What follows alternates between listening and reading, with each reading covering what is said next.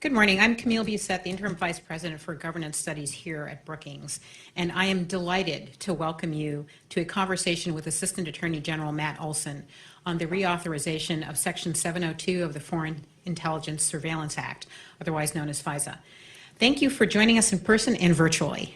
As usual, a huge thank you to our AV, events, and security colleagues here at Brookings. For today's event, we will first hear from Assistant Attorney General Matt Olsen, and then he will be joined for a conversation by my colleague, Senior Fellow Ben Wittes. Audience Q&A will follow. You might be wondering why we are having a conversation about Section 702 of the FISA Act. Section 702 is a key provision of the Foreign Intelligence Surveillance Amendments Act of 2008 that permits the government to conduct targeted surveillance of foreign persons located outside the United States with the compelled assistance of electronic communication providers to acquire foreign intelligence information.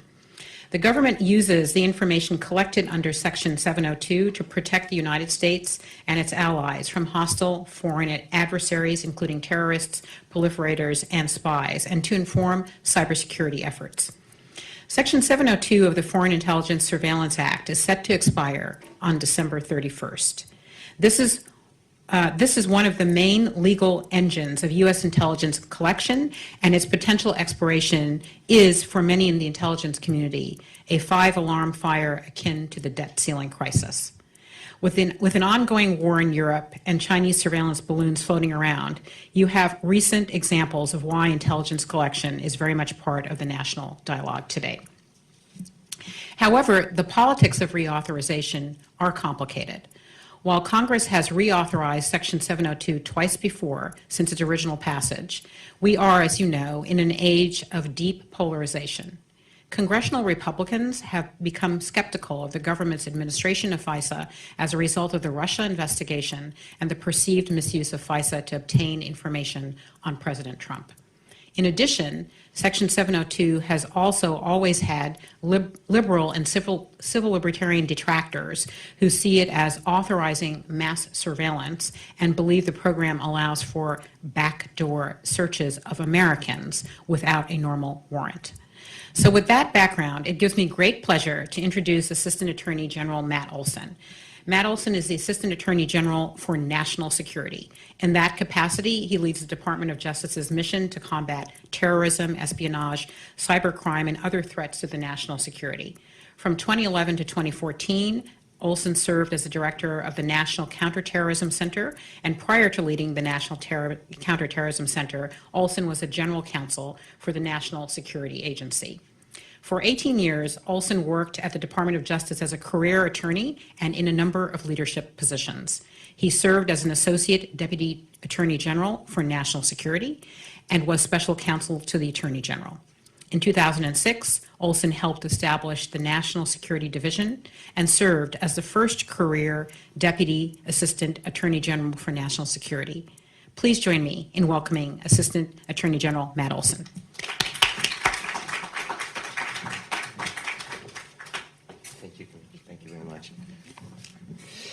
Thank you very much, Camille, and good morning to everybody. Thanks especially to Brookings for hosting me today, and to my friend Ben Wittes for organizing this event. I'm looking forward to what I know is going to be a lively discussion. I know that we have a number of folks here, and we have a number of folks online joining. So look, as many of you know, the National Security Division, which I lead at the Justice Department, was created in the wake of 9/11. It was created to unify all of the Department of Justice's national security efforts. We investigate spies and terrorists. We go after nation-state threats, those who would bring malign foreign influence to the United States. We enforce sanctions and export control laws, and much more. But the National Security Division is also responsible for the Foreign Intelligence Surveillance Act. We are the lawyers who represent the government before the Foreign Intelligence Surveillance Court, or FISA court, and we oversee the use of FISA authorities. I've been on this job leading the National Security Division for just about a year. And I've worked in the national security field, as we just heard from Camille, for much of my career. People often ask me what keeps me up at night. And that's usually a hard question to answer. We have so many threats that we face from nation-state adversaries, terrorists, malicious cyber actors. It's hard to pinpoint just one threat. But right now I can say, without hesitation, the answer to that question. What keeps me up at night is thinking about what's going to happen if we do not renew Section 702 of the Foreign Intelligence Surveillance Act. This law will expire at the end of this year if Congress doesn't act to reauthorize it. And if 702 expires or is watered down, the United States will lose absolutely critical insights that we need to protect the country. Let me back up a little bit. Section 702 is the law that enables the United States government to obtain intelligence by targeting non-Americans who are overseas and who are using U.S.-based communication services. Its value simply cannot be overstated. Without 702, we will lose indispensable intelligence for our decision makers and our warfighters, as well as those of our allies. And we have no fallback authority. We have nothing to go back to that would even come close to making up for that loss. So that's why this morning, the Attorney General and the Director of National Intelligence sent a letter urging Congress to swiftly reauthorize 702. And in that letter, they emphasize that there is simply no way to replicate 702's speed, agility, reliability, and insights. Section 702 enables the United States to gain intelligence about our most pressing threats. Today, we are relentlessly focused on serious threats, such as the Chinese government's efforts to spy on us and to steal our sensitive technologies, Iran's sanctions evasions, North Korea's nuclear program, and Russia's invasion of Ukraine. Let me stress the threat we face from China in particular. At this moment, when China is ramping up its efforts to spy on Americans, we must not blind ourselves to that threat by allowing 702 to expire. The bottom line is that Section 702 gives us the intelligence that's necessary for us to stay one step ahead of our adversaries, and we cannot afford to let it lapse. So it is time to sound the alarm. We must act with urgency, and that is why I'm here today. So a little bit of background. Both the intelligence and law enforcement communities need to partner with Congress on this, and we must make the case to the American people directly. So I see the urgency of this moment from my current position in the Justice Department, but I also recognize the critical value of 702 from working for over 2 decades in national security. That includes as a lawyer in the Justice Department and the FBI shortly after 9/11. I saw how the statutory framework that was in place at the time couldn't keep pace with the evolving threats and evolving technologies. When I first came to the National Security Division, when it was created in 2006, I was part of the team that helped craft 702, which was first passed in 2008. I then went on to become the general counsel of the National Security Agency, where I oversaw how NSA implemented the statute. I saw in practice both the power of the statute as a collection tool and the rigor of the oversight procedures that were built into it. Then, as my time as the director of the National Counterterrorism Center, I was a consumer. I received the intelligence from 702, and almost every day it provided insights that supported our ability to combat terrorism. So historically, 702 has faced sunset twice in the past 10 years, and both times Congress voted to reauthorize it, both times with strong bipartisan majorities. So while now 702 is more essential than ever before, that broad bipartisan consensus that supported it in the past has frayed in recent years. If we are going to preserve this vital tool, it is incumbent on us in the executive branch to do more than just to demonstrate that 702 is immensely important to national security. We also must earn and sustain the trust of the American people and of Congress. And we have to demonstrate how the intelligence and law enforcement communities are striving to uphold the confidence that has been placed in us. All right, so the good news is that at its very core, FISA's privacy and oversight framework is designed to do exactly that, to sustain public confidence through rigorous and regular scrutiny by all 3 branches of government. Going back a little bit, historically, FISA was created to constrain government surveillance activity in response to concerns about surveillance abuses.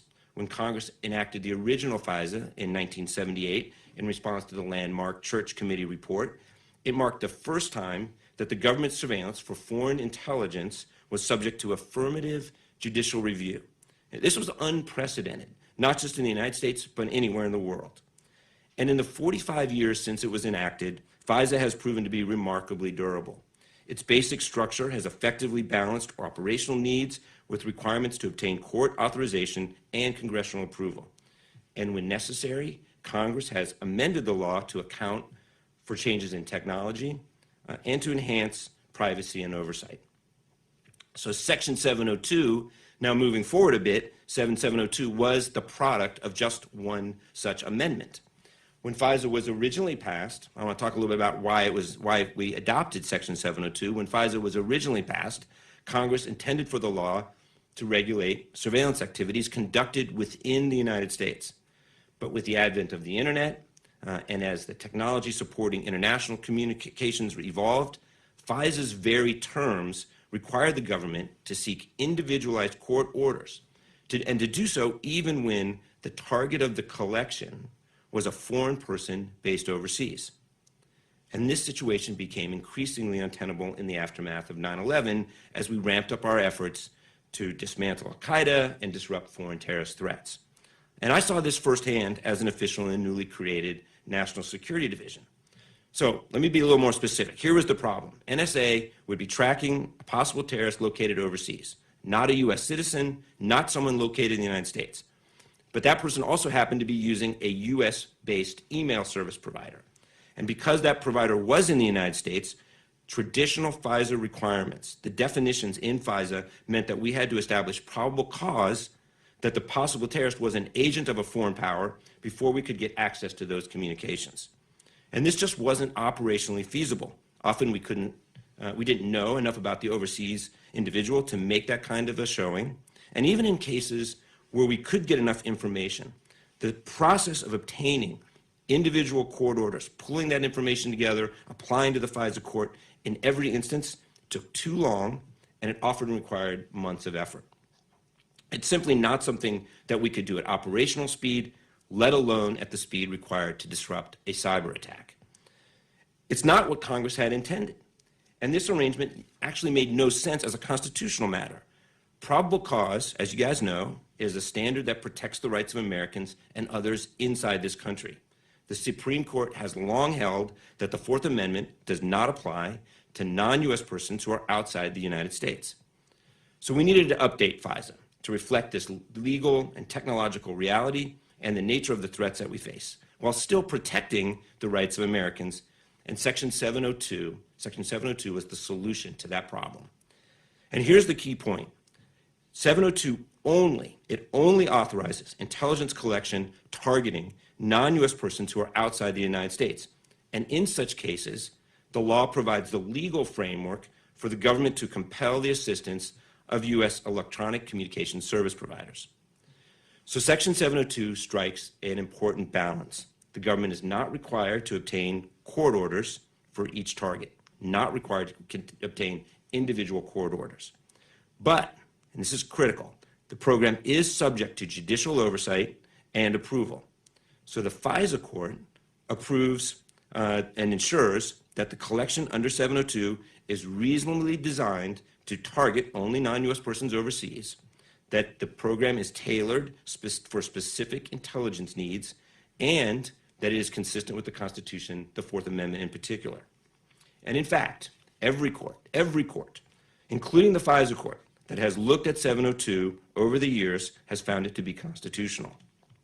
And there are strict limits on handling any information that is incidentally collected about U.S. persons. So it targets people overseas, but it can collect information about U.S. persons incidentally. Section 702 prohibits, on its terms, the intentional collection of U.S. person communications. But U.S. person information can be incidentally collected in a few ways. One is when a foreign target overseas is in touch with a person, a U.S. person in the United States. Second, when, say, two foreign persons overseas, one of whom is a target, discuss a U.S. person during their communications. So these are a couple of ways in which U.S. person information can be incidentally collected. So this overall framework has worked remarkably well over the past years. And in the 15 years since its enactment, Section 702 has become what I think is the intelligence community's most valuable national security legal tool, its most valuable tool. And we must retain it to confront the evolving threats that we're facing in the years ahead. So let me pause here and offer a couple of hypothetical scenarios in which 702 could prove crucial, to put some specifics on the table. Suppose the FBI gets information that an individual overseas, someone overseas, appears to be recruiting employees of a U.S. semiconductor company, possibly for the purpose of gaining access to sensitive U.S. technology for military purposes. An analyst at the FBI, with that information, could target that overseas individual's email under 702. And this would help us figure out what technology they may be seeking to take, whether it might be used to advance that country's military. That's one example. A second is, suppose a foreign partner tells us that an overseas individual is attempting to sell weapons to a rogue nation that's under U.S. sanctions. We get that information from a foreign intelligence partner. Under 702, we could move quickly to acquire that overseas individual's communications, to gather more intelligence about his or her activities, who that person's dealing with, even if there was not probable cause to believe that that person was acting as an agent of a foreign power. A third hypothetical. Suppose a foreign partner captures a terrorist on the battlefield, not an uncommon scenario. That person who's captured on the battlefield has a phone, and our foreign partner gets a list of email contacts from that terrorist's phone. With that information, with that list of email addresses, intelligence analysts here, our intelligence analysts, could use 702 to gain insights about other people that terrorist is in contact with, understand that network, and that would help us disrupt ongoing or future plots. So in each example that I've just offered, 702 would provide critical insights early, at the early stages of investigation, and we could then follow leads, and get more information. And here's a key. In each example, it would be either impractical or actually quite impossible to seek an individualized court order based on probable cause. So those are hypothetical examples. Now let me give you some real-world examples. Famously, in Section 702 was used to foil a plot in 2009, an active plot to bomb the New York subway. NSA analysts relied on 702 to target an email address used by a suspected al-Qaeda courier in Pakistan, and they discovered a message that was sent by someone in the United States seeking information about how to make explosives. The FBI identified that person in the United States from 702 as Nazibullah Zazi and was able to disrupt his plot in time to save possibly countless lives. And then, moving forward, just this past summer, 702 collection contributed to this successful operation against Ayman al-Zawahiri, who had served as al-Qaeda's leader since Osama bin Laden's death. 702 has also played a key role in countering threats from China, as well as other countries, Russia, Iran, North Korea. We've used it to identify and disrupt hostile foreign actors' efforts to recruit spies in this country or to send operatives into the United States. And we've relied on 702 to mitigate and prevent foreign ransomware and other cyber attacks on U.S. critical infrastructure. We've also used Section 702 to get information on efforts to evade U.S. sanctions, enabling us to prevent components of weapons of mass destruction from reaching foreign actors and our adversaries. So those are actual, real examples of the way 702 has been used recently and in the past. In short, 702 is a tremendously powerful tool, which makes it all the more critical that we maintain the trust and the confidence of Congress and the American people, and that's the challenge that we face today. So how do we do that? How do we maintain that trust? Well, we build trust through judicial and congressional oversight, as well as through our own oversight and accountability procedures within the executive branch.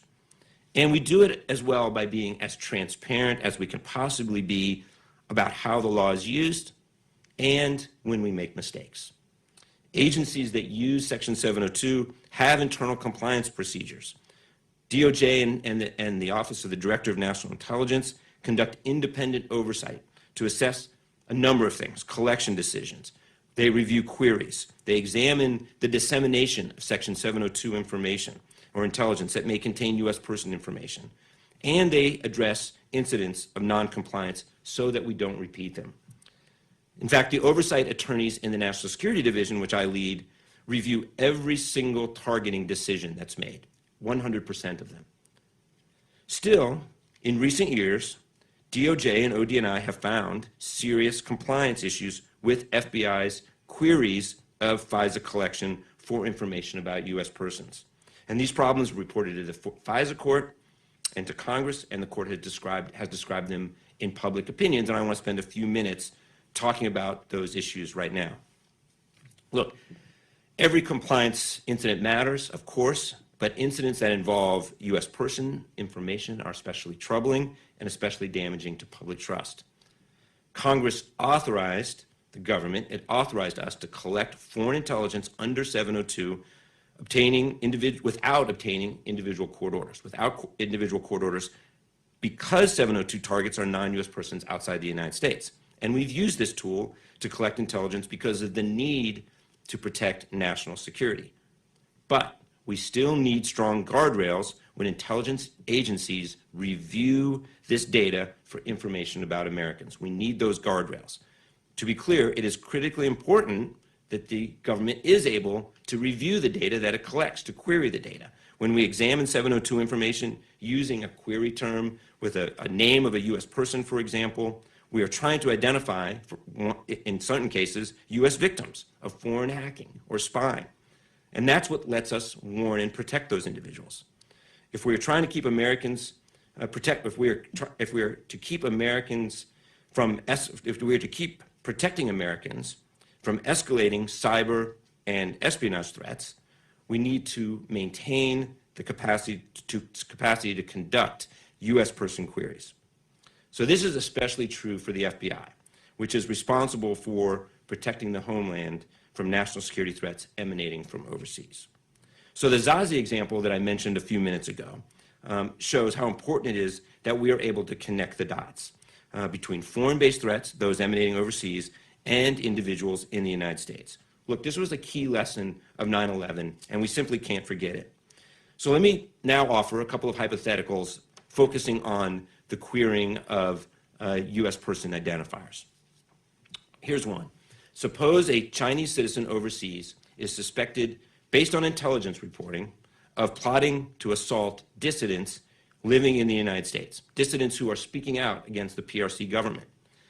The investigation may reveal that the Chinese citizen is in frequent contact with a person, an associate, inside the United States. At this very early stage of an investigation, FBI analysts are quite likely to want to query the 702 databases, the information we have that's been collected under Section 702, data that's been lawfully collected using the name of this U.S.-based person. Another example. Suppose the FBI learns that a foreign actor has hacked in to an American energy company and exfiltrated data. The FBI, again, quite likely is going to want to immediately query its Section 702 holdings using that company's name or other U.S. person information to figure out a number of things: the scope of the breach, what happened to the data, whether there were other U.S. victims. These are all logical and lawful investigative steps. They also directly implicate the rights of Americans, so we need to be exceptionally careful. And unfortunately, in this highly sensitive area, we've made mistakes in recent years that have undermined that core public trust. Now, many of these mistakes resulted from misunderstandings by FBI personnel about the rules that govern how you conduct a U.S. person query. And in other instances, FBI personnel queried FISA information inadvertently without realizing that the 702 data sets were included in the query as a default. And understanding that context is very important as we look to fix these issues. But at the end of the day, the mistakes are not acceptable. They aren't acceptable to us. They're not acceptable to Congress. They're not acceptable to the American people. And they shouldn't be. So We've known we've had work to do, and we've implemented key reforms to address these errors.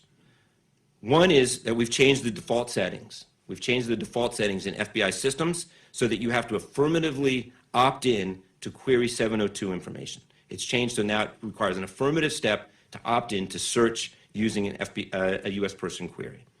We've also required FBI personnel to record specific written justifications before they access 702 information using a U.S. person query.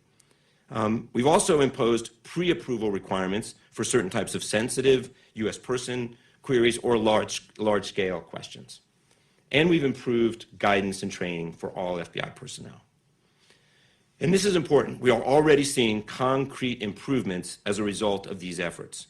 There's been a dramatic decrease in the total number of U.S. person queries since the FBI adopted these reforms in 2021, along with a significant reduction in the number of inadvertent queries of the Section 702 databases. And we've made these changes, we've made these advances without undermining the fundamental value of Section 702. But I want to be clear. This is about more than just imposing a checklist of new requirements. Our fundamental task is to ensure that we are building a culture of compliance, a culture that recognizes the harm that's caused by even the smallest mistake. So look, there are going to be mistakes. Any program as complicated as this that involves human beings who are trying to work on tremendously difficult systems under time pressure, we are going to make mistakes. But the reality is that every mistake undermines public trust and confidence in how we use these tools. So here's the key point for me.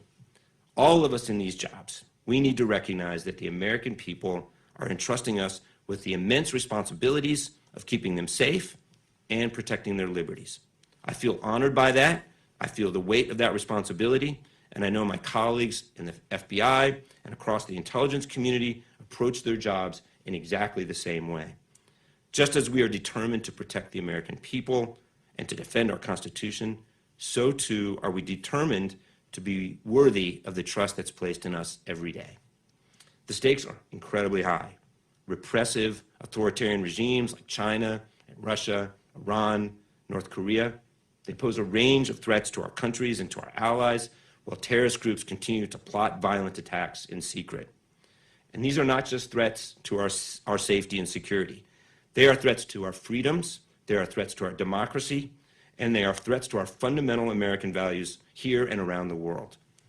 So it's against this backdrop that renewing 702 is a national security imperative. It is a national security imperative. That's really beyond dispute. And going forward this year, we share that responsibility with Congress to preserve it. This requires us in the executive branch to be strong partners with Congress and to be as transparent as we can possibly be with the American people. Welcoming hard questions, being open and candid about the mistakes we make, even when we're relentlessly focused on trying to fix them, and fundamentally fulfilling our role as stewards of this public trust. This is what the American people expect, and it's what they deserve. So thank you for being here today. Ben, I look forward to answering your questions and the questions of others. Thank you very much.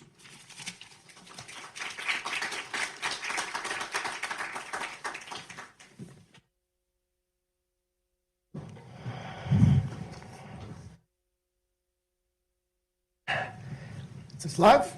Yes, it is. So I would like to cover three broad areas today. The first is the importance of 702 and the range of uses of 702. The second is the compliance issues and that you referred to and the matters that are addressable and not addressable. And the third is the politics of reauthorization. So let's start with the importance of the program. We used to talk about this program almost exclusively in counterterrorism terms. Today, the National Security Advisor issued a statement that while I don't have the exact words of it in front of me, make clear that this is a pivotal authority with respect to collection against both China and Russia. So I want to start with the question of, how much is this a counterterrorism authority versus a general collection authority that has application to great power conflict?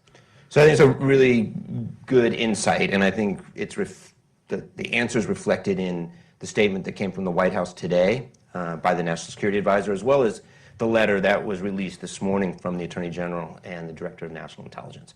So look, the short answer is when Section 702 was passed in 2008, we were focused on Al-Qaeda and our counterterrorism efforts. And the central goal of Section 702 was really focused on those threats. Today, we face a much different threat environment that is, certainly does include our terrorism challenges, but it is as much or maybe more focused now in terms of the threats we face on a number of nation-state adversaries, and the usual list: North Korea, Iran, Russia, and particularly China. So the good news, I think, is that Section 702 was agnostic as to threats when it was adopted, and it has proven to be extraordinarily valuable now, today, in addressing the wide range of threats we face, because it does focus simply on those who are overseas, who are not U.S. persons, who may have foreign intelligence information. So it has proven to be effective across the board on the range of threats that we face today. And in fact, going forward, we can't necessarily sit here today and predict what we're going to be thinking about 5 years from now when we're sitting in these chairs, but it is built to be adapted to those threats in the future, because it includes, crucially, the speed and agility to move against these various threats. So I think it was during the last reauthorization, the government put out the, I thought, remarkable fact that 702 was the single largest contributor to the president's daily brief, which certainly I found arresting at the time and have remembered. So is that still true? I mean, when we think about presidential decision-making, is it fair to say that 702 accounts for not necessarily the majority of the information that's presented to him, but a plurality of it with respect to other legal authorizations? So I sit every morning with the Attorney General and the Director of the FBI and receive the briefing that is akin to the PDB, includes the PDB. And it is clear to me from that briefing that Section 702 plays a substantial role and contributes significantly to the intelligence that leaders around the community, including the President, receive every day. Whether it's the most important or most significant, I think it's hard to measure that exactly, but it certainly is a critical one. And it strikes me, having served in a number of different roles, that there's no more important legal tool for the collection of critical intelligence. So when we distinguish here between legal tools and other tools, I assume the distinction that you're making is that when we collect based on general 12333 authorities, they're not attributed to a specific law, right? But when you collect under 702, you actually have to invoke 702 to do it. Is that the distinction that you're making? That's the distinction that I make. Now, I think that's a lawyer's way of thinking, but it's certainly the case that when it comes to surveillance collection, 12333 is the basic backdrop of the president's authority. Section 702 is a statutory authority that must be invoked, as you say, in order to rely on it. But then there's obviously a number of, the broad range of ways in which the intelligence community collects information, whether it's through human sources or by sharing from other services. So when I say the most important legal tool, it's because I see it just about every day. I see the collection being used, and we are part of that in the Justice Department, but I see it both being invoked, but also contributing to finished intelligence products that are critical to our understanding of the nature of the threats we face. All right, so I want to ask about some specific state actor collection, and I want to work off of some of the hypotheticals that you used. With respect to China in particular, there have been a number of substantial cybersecurity events that the intelligence community has responded to, major incidents, major investigations. My assumption is that you are saying to us that 702 is central to those operations. Is that fair? Yeah, I'll be just direct. Absolutely. Section 702 is critical to our ability to understand the nature of the cyber attacks that we face on a consistent basis from nation states, whether that's China, Russia, Iran. 702 is one of the key ways that we understand the types of threats we face. And with respect to China in particular,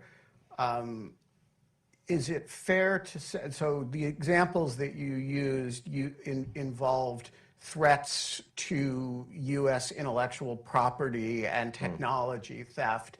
I assume that was not an accident, that's the hypothetical that you use, because there you have a U.S.-based actor, you have a foreign actor that's attacking that actor. And you often have data being stored in the United States. So these are going to be tricky to collect without recourse to something that lets you get domestic data. That's exactly right. So if you imagine a cyber attack emanating out of China that attacks a U.S. company, for example, whether it's for espionage or for a destructive purpose, right? The elements of Section 702 are it's important to understand how 702 works to understand why it's so useful in that scenario, whether it's China or another country. One is that the attack emanates from overseas.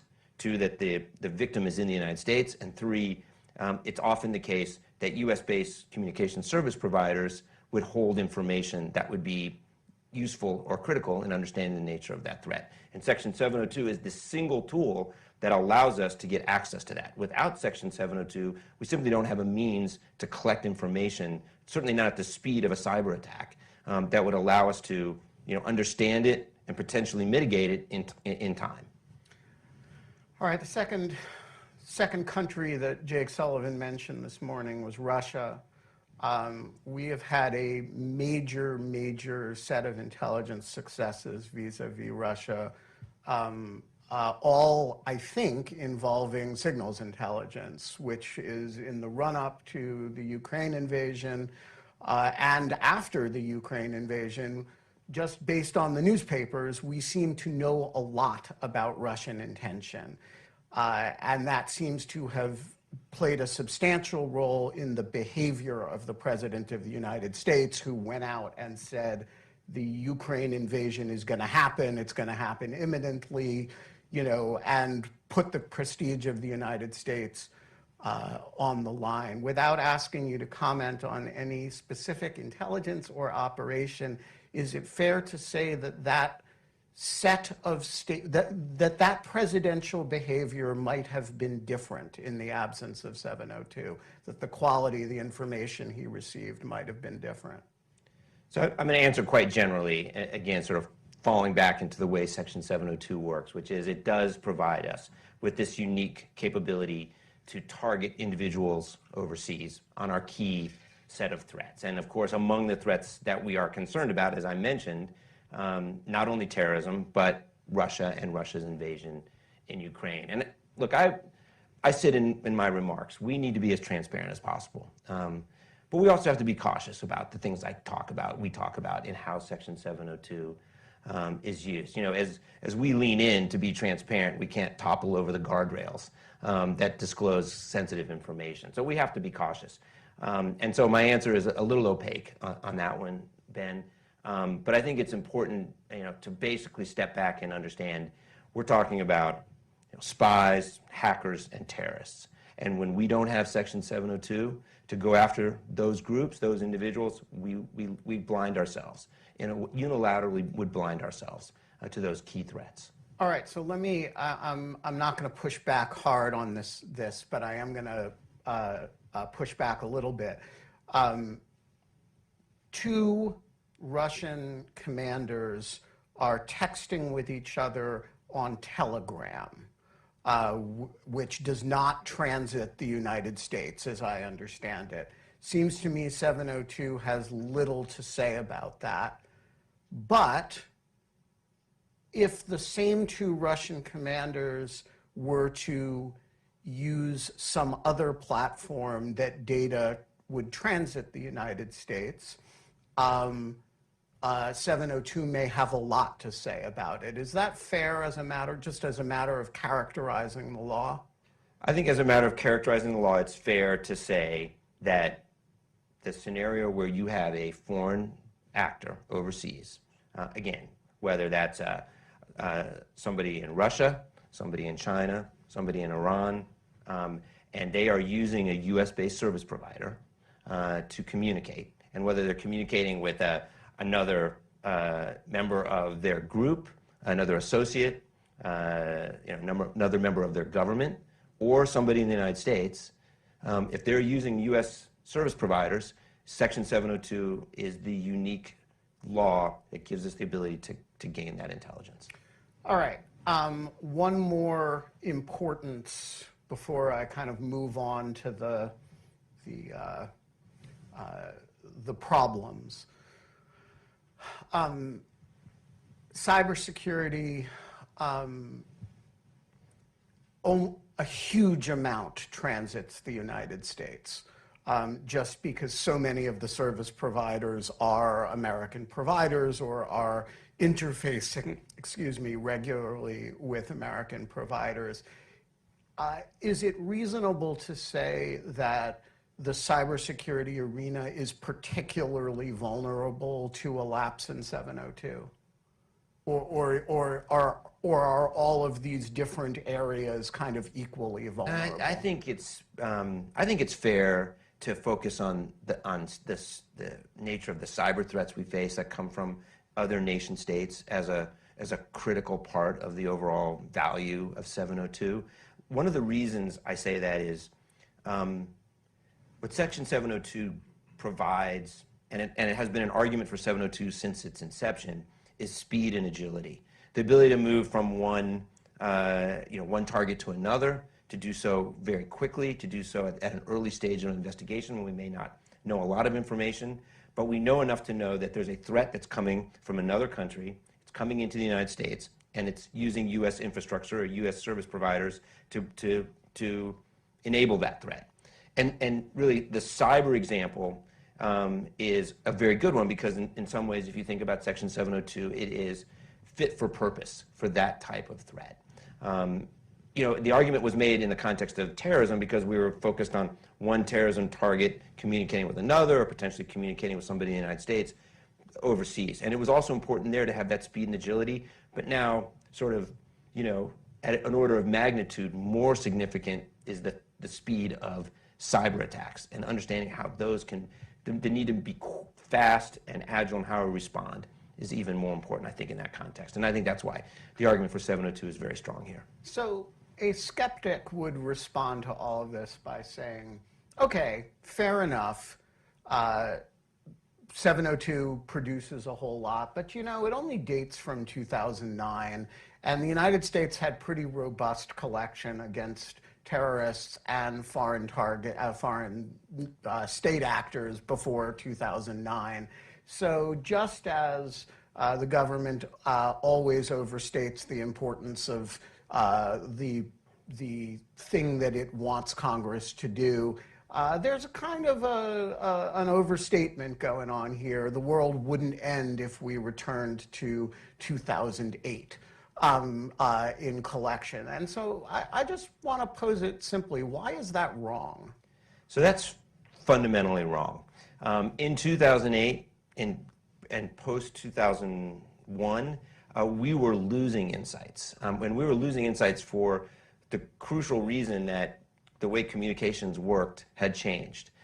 so that we were under, for surveillance purposes, under FISA, we were having to get individual court orders for non-U.S. persons overseas because they were using U.S.-based service providers. And FISA required us to get individual court orders. So our insights were going down during that time frame.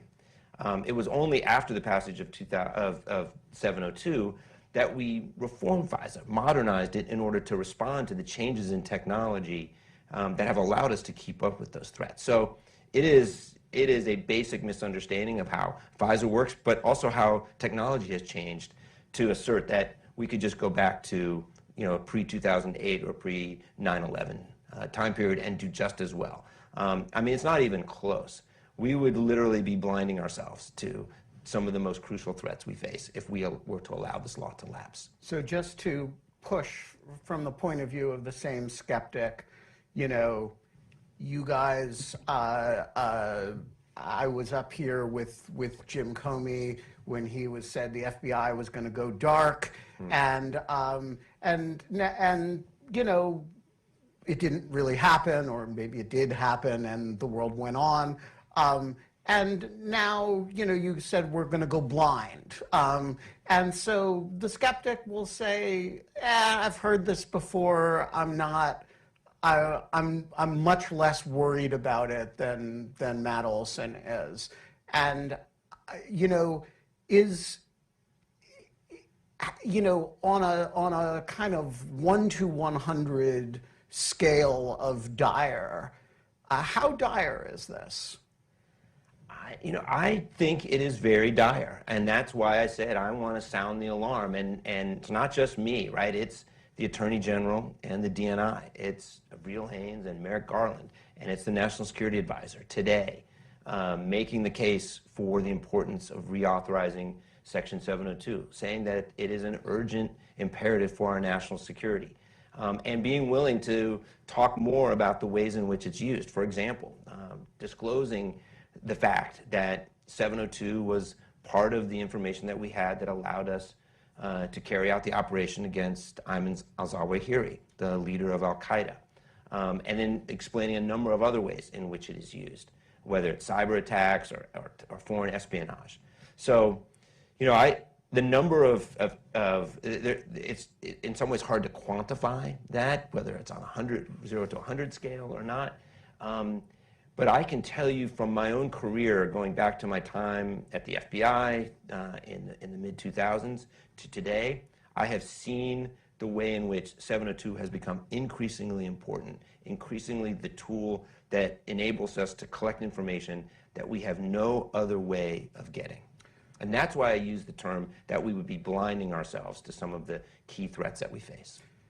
All right, so I want to turn to the sort of problems of the program. And, one of the oddities of this program is that you stress how important it is, and I share your alarm at the possibility of its demise. On the other hand, you also just stood at the program, at the podium, and said proudly that the number of 702 U.S. person queries has dropped dramatically. And that actually coincides with a dramatic decline in the number of Title I FISAs over a long period of time as well.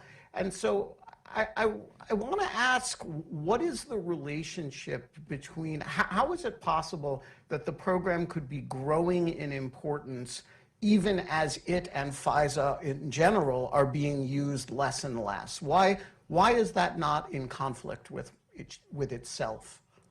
All right, so we're ready for a little FISA 101 here with this very astute group? Yes, okay. Absolutely. So I think that's a good question, and I think it's important to kind of break it down. So you use the term traditional FISA or Title I of FISA. So when we talk about traditional FISA or Title I, we're talking about FISA as it was originally intended to target people in the United States or U.S. persons here with individual court orders based on probable cause. Section 702, as we've talked about, is a carve-out to that, which allows the government to target people outside the United States who are not U.S. persons without getting those individual court orders. And you're quite right. the number of the former traditional or Title I FISAs has gone down significantly over the past several years. And there's a number of reasons for that, and one of the reasons directly answers your question. One reason is we see fewer counterterrorism targets. That's one of the reasons for the decline. But I think the biggest reason for the decline is that Section 702 has proven to be the more effective and more capable tool and the one of choice for intelligence analysts. So the drop in Title I FISAs is explained in large part by the use of 702 as the better tool, the more agile and more effective tool in conducting intelligence collection when it's available. In other words, when we can use it to target somebody who's outside the United States, who's not a U.S. person. And therefore, we're not having to go to the FISA court in every case to get to show probable cause and get a court order. All right, so that is music to my ears, because I listen to that and say, hey, the availability of this less intrusive authority for purposes of a U.S. person whom you're not targeting with it, but is incidentally collected against, minimizes the use of the more intrusive authority where you're actually targeting that U.S. person. But I can see the ACLU's response, on the other hand, which is to say, Matt Olsen just admitted that the government's doing backdoor searches against U.S. persons, piggybacking off of 702, and you see he's just proven what we've always said, which is 702 allows the surveillance that would otherwise be done with Title I FISA, which has a higher standard of review. So I want to ask you, is one of the big traditional left and civil liberties criticisms of 702 is that it enables what they call backdoor surveillance. To what extent is there any validity to that criticism, and if it's not valid, how do you square that with what you just said? Yeah. So I don't think it's a valid criticism. I don't think the term is apt, backdoor surveillance. So yes, Section 702 has been used increasingly, again, to target non-U.S. persons overseas.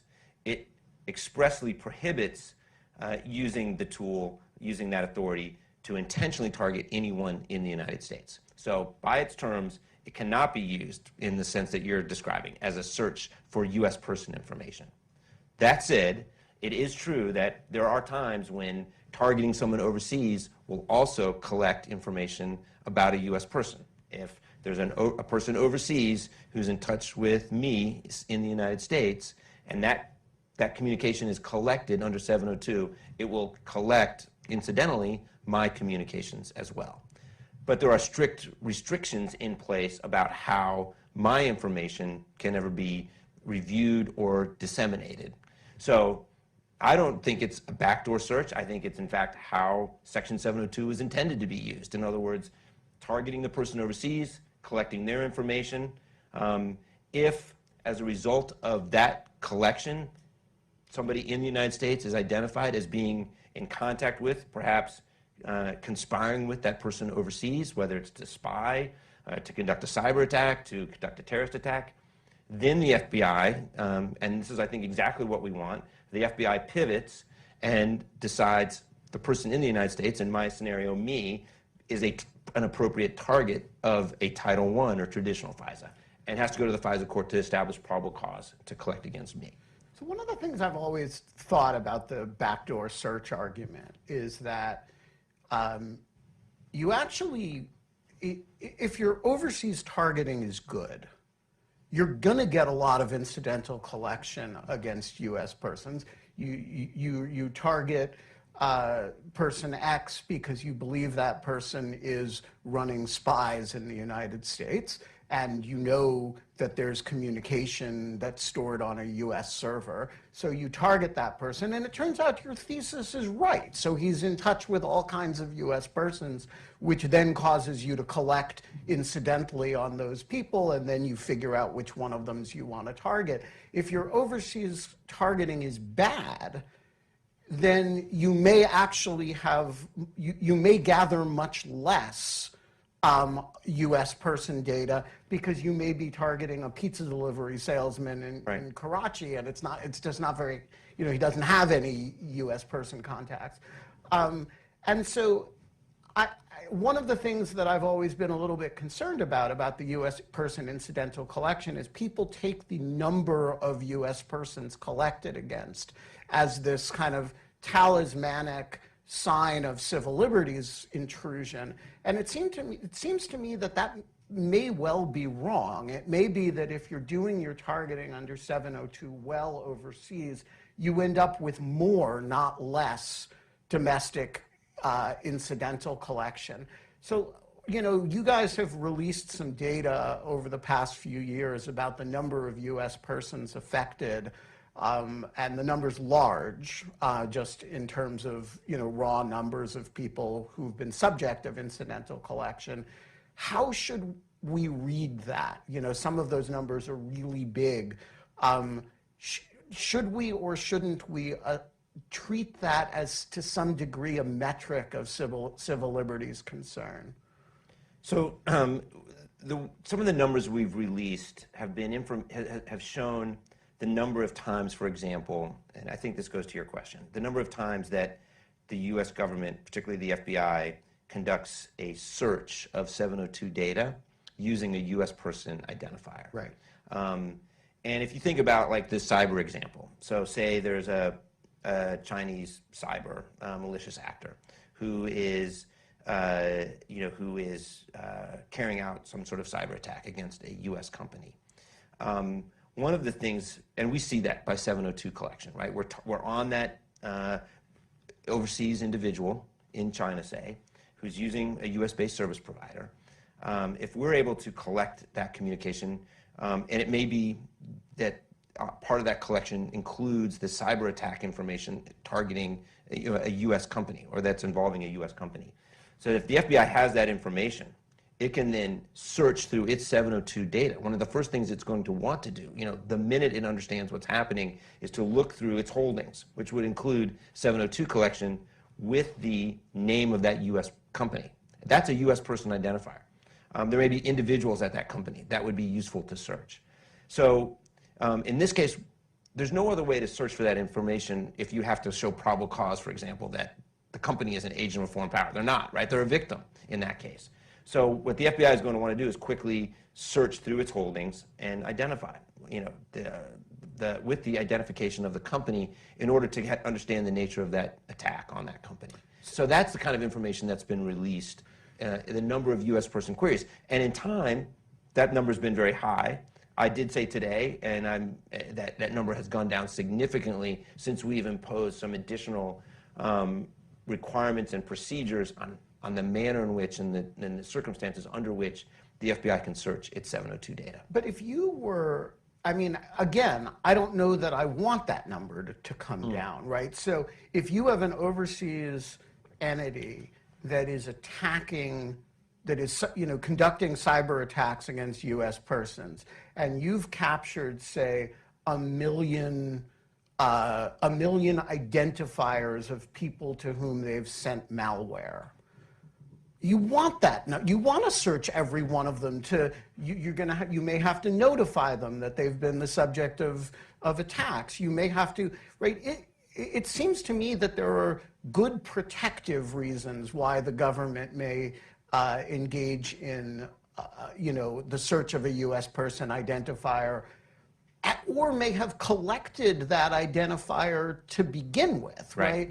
And so I guess I'm always concerned when I hear people say, well, there were 1.3 million searches. I think that's the number from 1 year of, and my reaction to that is, yeah, but how many of those were because we were trying to collect on the individual, and how many of them was because we were protecting them from malicious activity. So I tend to agree with you on how I think about this challenge.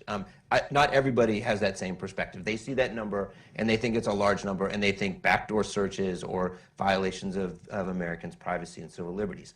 I think it's really important to stress that, again, this is information that we're talking about that's been collected under 702, that the FBI is searching with a U.S. person identifier to find connections, and often, as is in the case where the number was so large, was to understand the victims in a cyber attack, who may have been hit. And so, an IP address, for example, can be a U.S. person identifier. So I think it's crucially important that we have that capacity, and we have that capacity to search that data without a higher standard, or certainly going to a court for approval. But look, we also did make mistakes, and I talked about that. And one of the reasons that we made mistakes is that the system was set by default for analysts to search in Section 702 data, even when that wasn't their intended goal, even when they didn't fully explain the nature or the reason for making that search. So that's why, if I could just finish that thought, that's why when I say the number has gone down, I think the number has gone down in a way that is consistent with the actual need to continue to conduct those searches. So I want to turn to the politics of reauthorization, but before I do, I want to ask you about the compliance issues. These are areas where, unlike these metrics discussion, there's no doubt these were mistakes. There's no doubt that they were improper. In some cases, they were inadvertent. In other cases, they reflect gross misconduct on the part of the analysts in question. And they come, there is this long now string dating back to 2010 of major compliance questions where, as best as I can reconstruct, they look like you guys catch the FBI in some misbehavior. You guys report it to the court goes ballistic about it, and the result is a dialogue between the court and the Bureau or the NSA, with you guys as a kind of intermediary and oversight mechanism. I have to say, when this last round of compliance issues arose, I was really frustrated. And, kind of like, how many times do we have to go through this process before the FBI develops some kind of organic compliance culture? And you're in a weird position here because you represent them before the court, but you also are riding herd over them within the executive branch. Why shouldn't I kind of throw my hands up and say, to hell with the Bureau on this? They just don't seem to learn. So look, we're all in this together. The Department of Justice, the rest of the intelligence community, and we have to get this right. And by that I mean we have to focus on both the structural changes that we need to make to ensure compliance. As I said in my remarks, there are going to be mistakes. We are going to make mistakes in a system this complex that's run by human beings. We are going to make mistakes, but we need to also have a culture, in addition to structural changes, we need to have a culture of compliance that does not accept those mistakes and does everything we can to fix them. So we've had a number of mistakes. I know I read on Lawfare when I was out of government, when your frustration, Ben, and some of those mistakes that you wrote about in Lawfare and others related to, as we've talked about, traditional FISA, Crossfire Hurricane, right?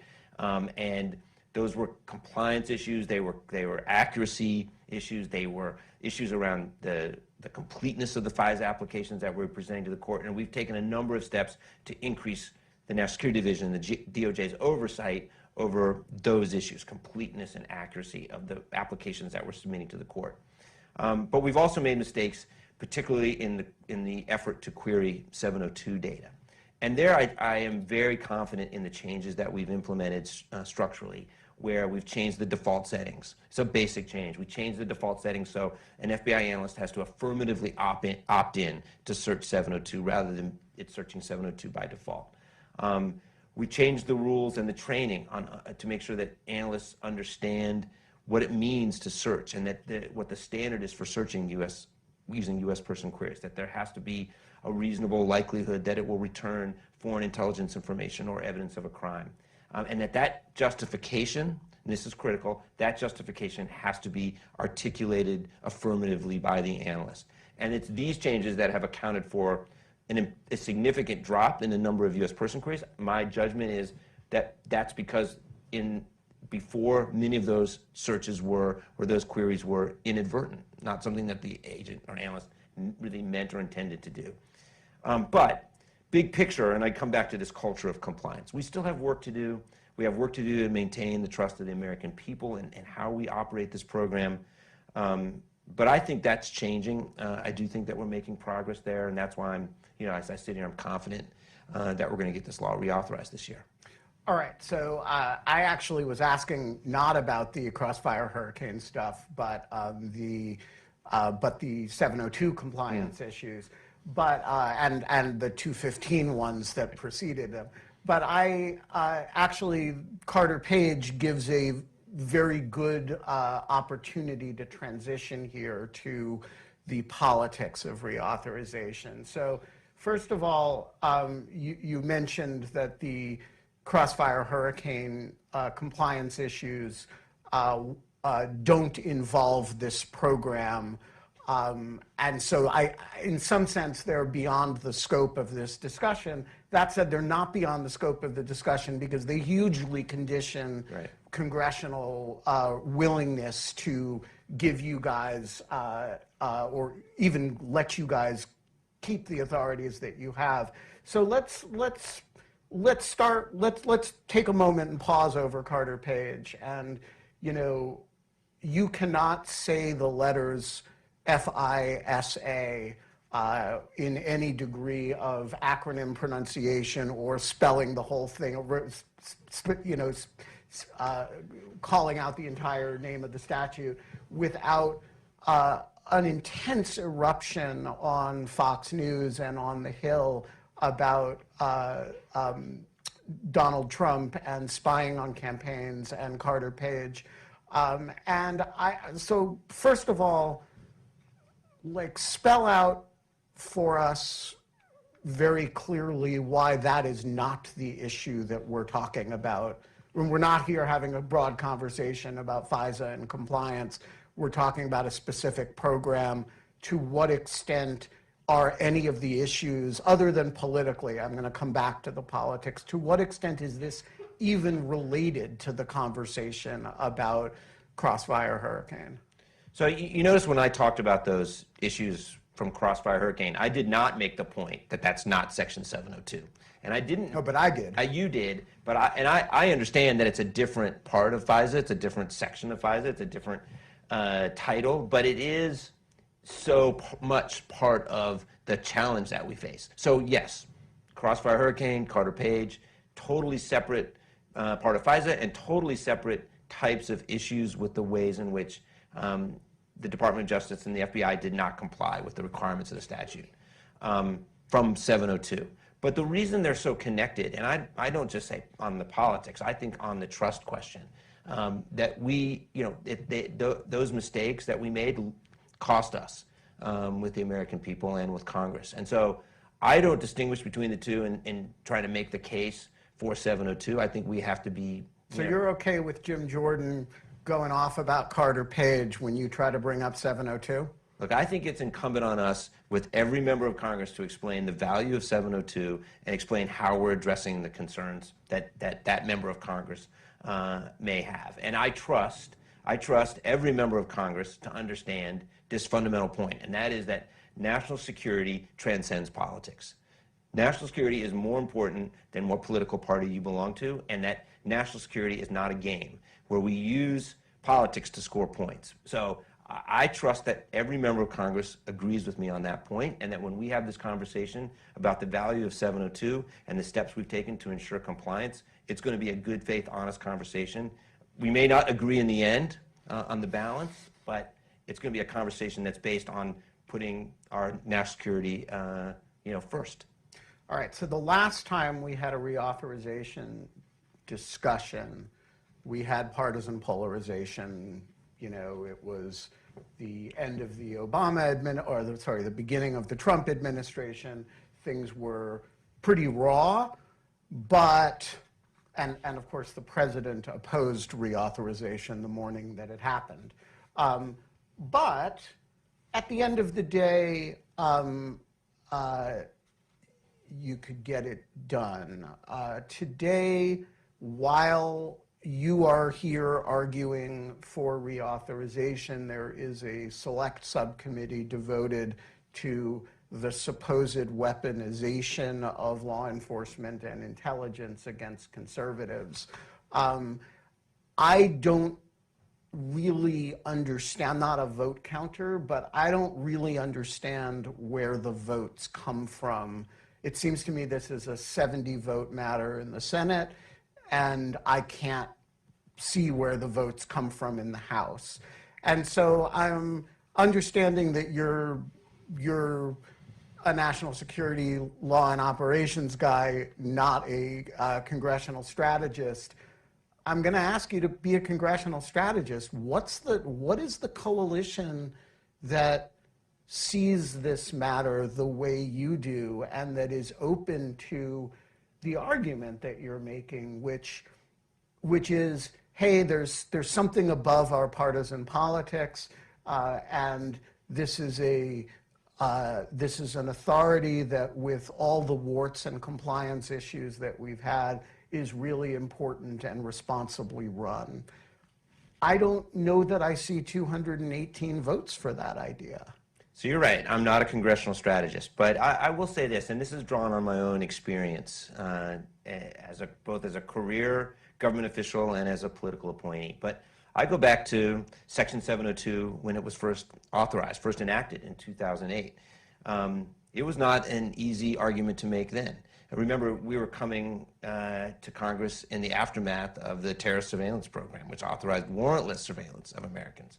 And then you fast forward to the reauthorizations, the two reauthorizations over the past 10 years, both occurring after the Snowden disclosures. So what I come back to is that it's just our job, it is our responsibility in the executive branch to be partners with Congress and to be as transparent as we possibly can, to provide to Congress. We can provide classified briefings, but we can also declassify information, and we can make the case both to members of Congress publicly and to the American people directly on the value of the statute of 702. And look, I fundamentally trust, as I did, having been a career DOJ official for almost 20 years, that at the end of the day, the Congress working with us will not allow politics to get in the way and will understand that national security is more important than partisan politics, and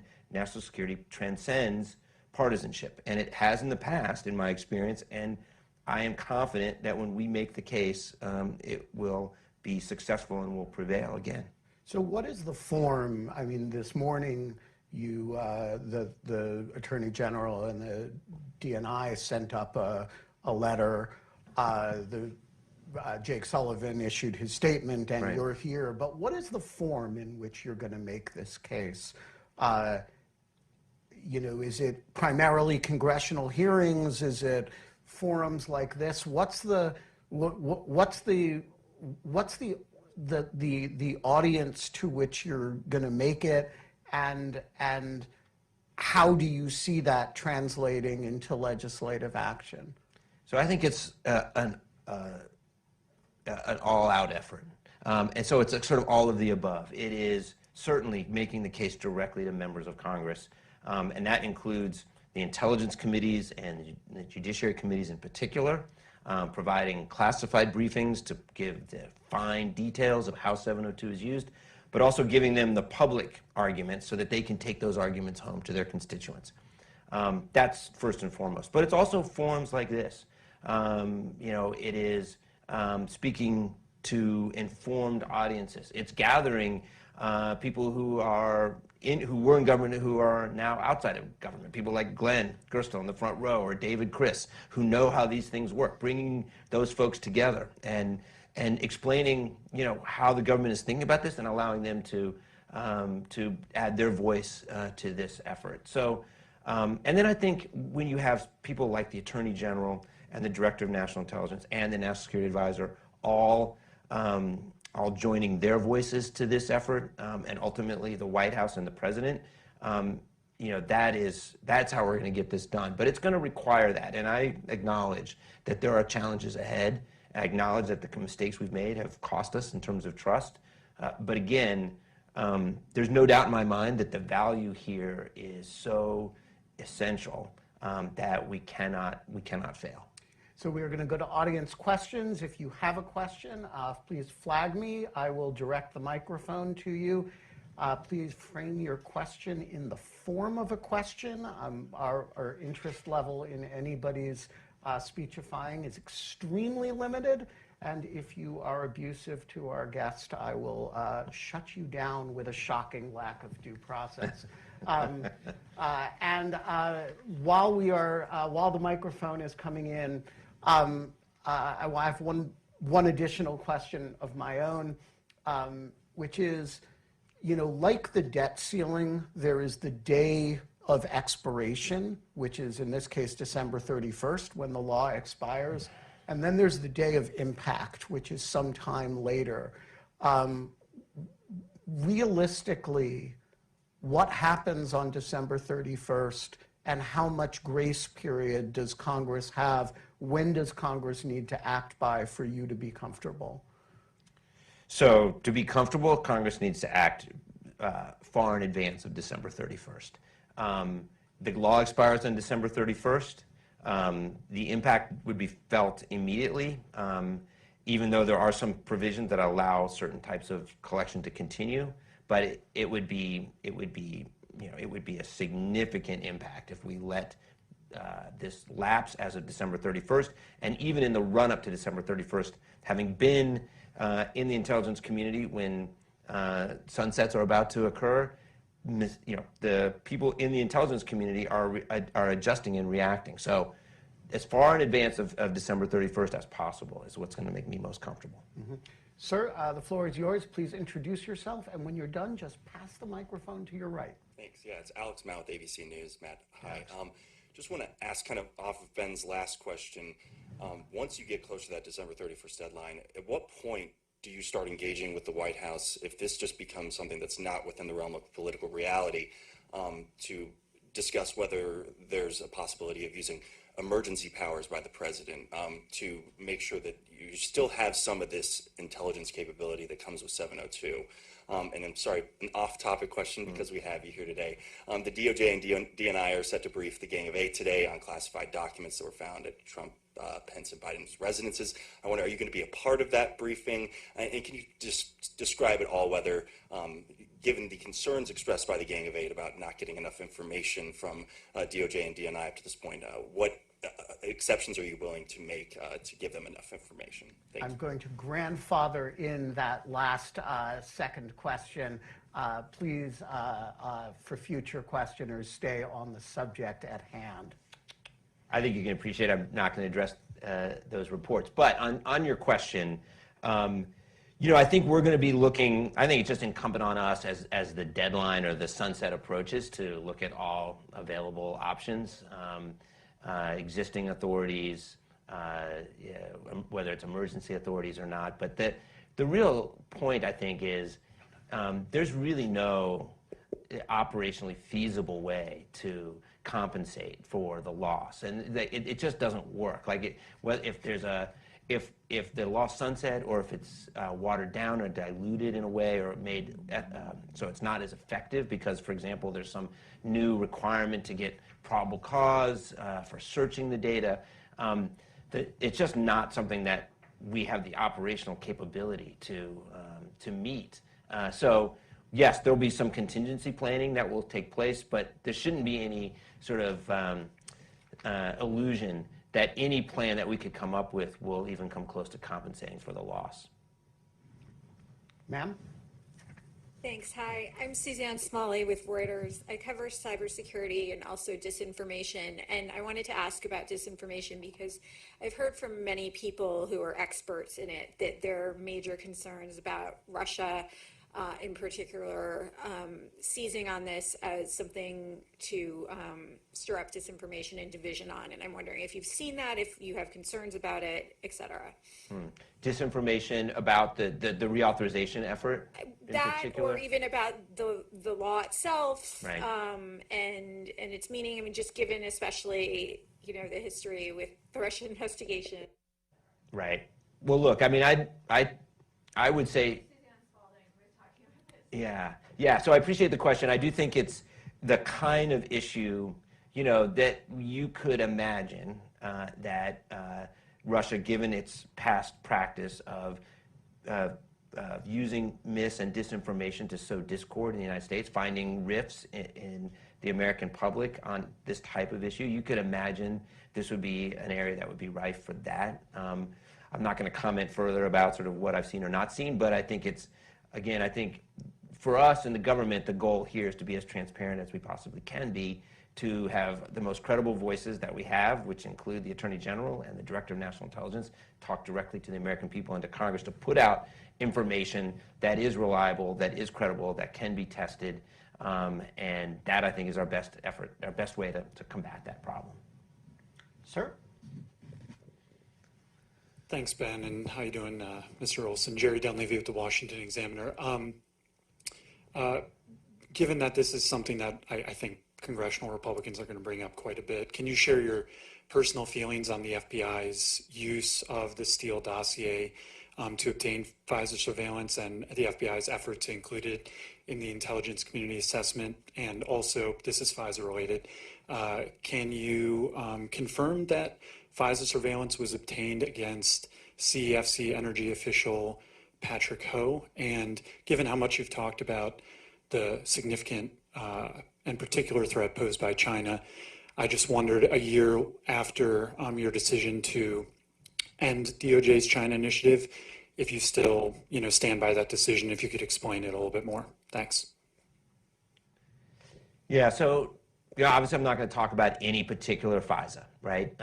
And what I can say is with respect to whether we're talking about China and the China initiative or the range of nation states that we currently face threats from, that the way we are using Section 702, as I said to you, Ben, at the beginning, initially it was really focused on counterterrorism. It has now become a critical source of intelligence when we talk about the threats we face from China, Russia, Iran, or North Korea. And we've provided some detail about the nature of those threats and the way Section 702 is used to combat them. So while I can't obviously address any particular use of FISA, whether we're talking about Title I, directly using traditional FISA authorities or Section 702 in particular, other than, for example, Zawahiri, I can tell you that those two authorities together and the way we're using them have proven to be indispensably effective in protecting the country. So Matt mentioned Glenn Gerstle, who is the former general counsel of NSA, and David Criss, who is one of his predecessors at NSD. And we have questions from both of them. So Glenn, the floor is yours. Okay, thank you very much, and thanks to both of you for doing this. It's very important that we have a good, strong public discussion of this vital statute. One of the points, and I wish you could comment on it, Matt, is that is made, and Ben alluded to this when he said, what happens if we don't go ahead with a reauthorization? One of the points that sometimes gets lost is that not only would we lose the actual statutory authority to compel U.S. providers by giving them a court directive to say hand over this information pursuant to the statute, but also other sections of Title VII are lapsing, and a bunch of other provisions in the various statutory amendments that provide additional information, reporting, et cetera, also goes away. So my understanding is that in one case, we would revert to a situation in which the Attorney General alone could make decisions that now, under the law, require FISA court decisions under other sections. Could you just comment a little bit on why, in many ways, not only are we losing intelligence, but we're also losing some legal safeguards that would fall away?